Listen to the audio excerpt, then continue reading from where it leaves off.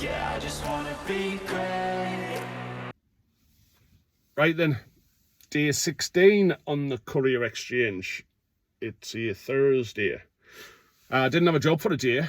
When I got home last night, chilled, watched a movie. I watched a movie. If any of you guys are watching this as couriers, I'm guessing it's the same. We're, showered, sat down to relax. My daughter had her friends staying over, so I was like, let's get a takeaway. Orders a takeaway, has that, eats far too much. And then I just fell asleep on the settee. You start to watch a movie, you fall asleep, you wake up, the movie's finished. Then I went, then me CX went off.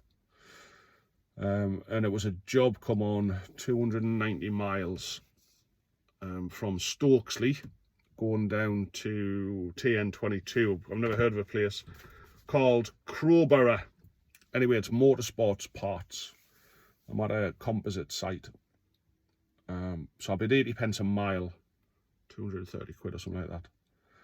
So for me, at this current point, that's a day's work. That's my earnings, I know your fuel's got to come off and your running costs and you guys who grind the data to the penny and that. But for me, it's a day's graft. Yeah. A couple of £100. I'm going to be down south. If I can get a job that even comes slightly north, my plan is to get on the booking.com and try and get a hotel somewhere around the busy areas. But you never know, so you don't know where the job is. I was talking to my wife last night. She was like, oh, let's book a hotel in Oxford then for you. Well, I don't know if I'm going to be near Oxford, darling. Yeah. The job might be bloody Wales or it could be anything. So that's the hard part, trying to plan. So that's where we are. So I class myself as being really lucky and blessed that, again, 2 nights in a row, sitting on the settee when we see X on, I've managed to get a job for the day after. So it kind of takes the edge off you that, you're going to make some money, put some money into your little business. But again, these are all, if you haven't watched all the videos, it's kind of like, end of month 30 days, end of month 60 days, end of month 45 days, 30 days, it's business to business. So this money doesn't, for all you're burning your fuel money every day. So now that's what I'm keeping an eye on is me bank account. I've still got things to come out.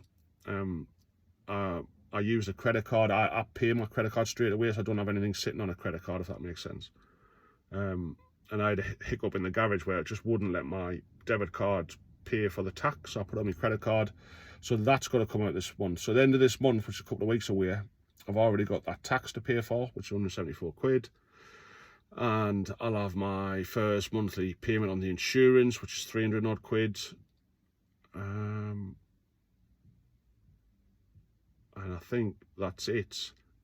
No, so we'll put obviously money into the business that needs to be repaid. So I've got that chunk to come out, and I'm still running every day. So you're just watching your bank balance steadily drop, and it's going to take a kick in the bollocks at the end of the month. And then I've probably got another month of that. Still have the month after, let's think ahead a month, it'll be the insurance that'll come out, the payment for setting up the business to come out. So yeah, unless you get some payments in, it's tough, like. And yeah, you're making money on paper, but until it hits your bank account. So again, and I'm not trying to put people off, just think ahead, don't fucking toss all your money into trying to do this, because it's long hours. You've got to have the right mindset. This is, you're not going to, I don't know different areas of the country, but you're not going to be running around 30 miles from your house. 10 jobs for 30, 40 quid, that isn't going to work. There's just not enough time of the day. There's not that kind of work on the CX. In my area anyway, you've got to put the miles in, get out there. And you never know, I'm going down south and I might get fuck all back. Might spend a night in a hotel, get nothing back tomorrow. So it's like proper just on the edge all the time on whether you're going to get more work. So just be aware. I probably need double the money that I had if I don't get anything paid. But hey ho, I'm here. I'll try and update you once I drop off. It's a 5-hour drive down. I'm quite happy with 230 quid. Again, I'll run a small van. My fuel costs are not that bad. So I know it might be a bit different for these lads with the long wheelbase stuff. But anyway, I'm trunting on now. I will catch you later for an update on how the day went. Wiedersehen. Right, we'll try this. I don't know if it'll work or not. I'm sitting in traffic at Doncaster, just tootling along, so if it sounds crap, I'll delete and redo it. But finish off day 16. So if you remember, I was heading down south. My first experience of doing it, so I'm a northern lad, don't have much to do with down south. But I was south of London, Tunbridge Wells area. I dropped off. Bit of a nightmare down there. I feel sorry for the southern boys to deal with all that bloody M25. And I've done the Dartford crossing. My wife's at work, she's an accounts clerk, and she runs the kind of CX in the background when she's at her job. And she tried to set up the Dart charge and all that. It's not working. You cannot confirm your account, you cannot do anything. So hopefully we'll get that sorted day.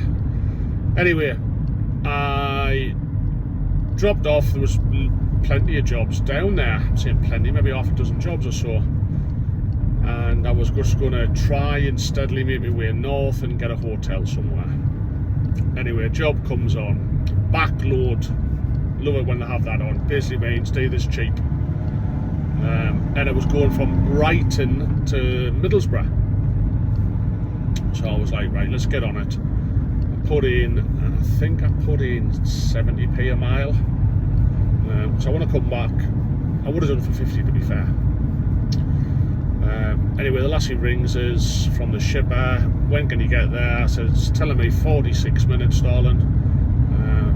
Yeah, you're picking up from this record company, as in music records, for ASAP back to Middlesbrough. Alright, okay. I didn't think about this after. Anyway, conversation goes backwards and forwards, sort of thing. In the end, it was like, yes, you can drop it off in the morning, it's fine. So, alright, fair enough. So I head across to Brighton. What a fuck on. I was like at the end of the pier on the seaside front, turned right in a place called Middle Street, one-way systems, just chaos everywhere, thousands of people wandering around, nowhere to park, nightmare, couldn't find the place. Anyway, I guess there it was a pallet, and it's a pallet of kind of record sleeves and boxes. Probably weighs a couple hundred kilo, definitely over 100 kilo. No forklift truck, no nothing. Gets there and it's just young kids, you know, living the life in this office studio, creating music, I'm guessing.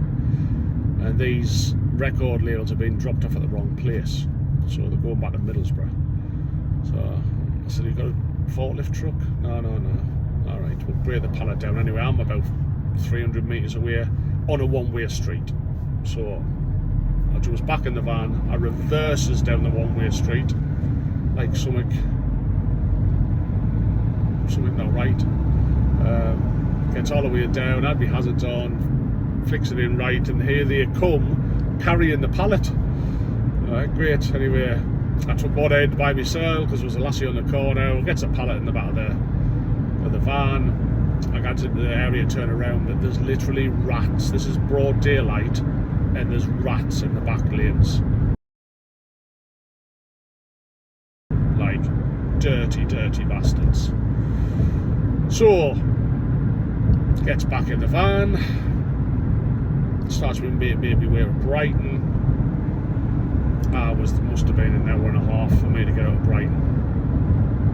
It was just a horrible place. I think the Southerners use it for their kind of holiday getaways, you know, to get on the drink for the weekends and that, but it was just horrible. So then, I've got to get through London. In my head I'm thinking, it's got to be a hotel. It's got to be. I ends up stuck on the M25, Dartford crossing took us forever to get through. Eventually I get to around about the Peterborough area, pulls in because I need a wee, always need a wee.